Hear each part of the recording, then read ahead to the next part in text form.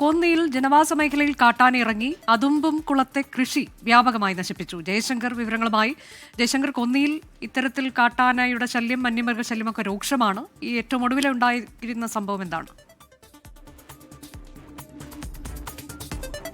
അനുജ, കഴിഞ്ഞ കുറച്ചാഴ്ചകളായി കോന്നിയിലും പരിസര പ്രദേശങ്ങളിലും വലിയ തോതിൽ കാട്ടാനാക്രമണം രൂക്ഷമാണ്.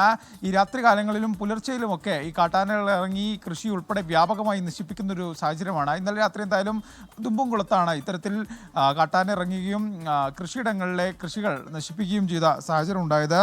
ഈ അതുമ്പുങ്ങളിലെ വീടിനോട് ചേർന്നുള്ള ചില കൃഷിയിടങ്ങളിലെ വാഴ, കപ്പ, മുളക്, തെങ്ങ് ഉൾപ്പെടെയുള്ള കൃഷികളാണ് ഇപ്പോൾ എന്തായാലും കാട്ടാന നശിപ്പിച്ചിരിക്കുന്നത്. ഇന്നലെ രാത്രിയും പുലർച്ചെയുമാണ് കാട്ടാനക്കൂട്ടങ്ങൾ പ്രദേശത്തെത്തി കൃഷി നശിപ്പിച്ച് തിരികെ കാട്ടിലേക്ക് എന്തായാലും മടങ്ങിയിരിക്കുന്നത്. ഈ പ്രദേശത്ത് വനംവകുപ്പിൻ്റെ ഒക്കെ നേതൃത്വത്തിൽ ഈ കാട്ടാനകളുടെ സഞ്ചാരപാത ഉൾപ്പെടെ കണ്ടെത്തിക്കൊണ്ട് ഇവയെ തുരത്താനുള്ള പദ്ധതികളൊക്കെ കഴിഞ്ഞ ആഴ്ച നടത്തിയിരുന്നു. അങ്ങനെ ഇതിനിടയിൽ തന്നെ ചില കാട്ടാനകളെ കാണുകയും അവരെ തുരത്തുകയൊക്കെ ചെയ്തിരുന്നു. പക്ഷേ അതൊന്നും ഫലപ്രദമായില്ല. വീണ്ടും കാട്ടാനകൾ ജനവാസ മേഖലയിൽ ഇറങ്ങുന്ന കാഴ്ചയാണ് അനുജ നമ്മൾ കണ്ടുകൊണ്ടിരിക്കുന്നത്.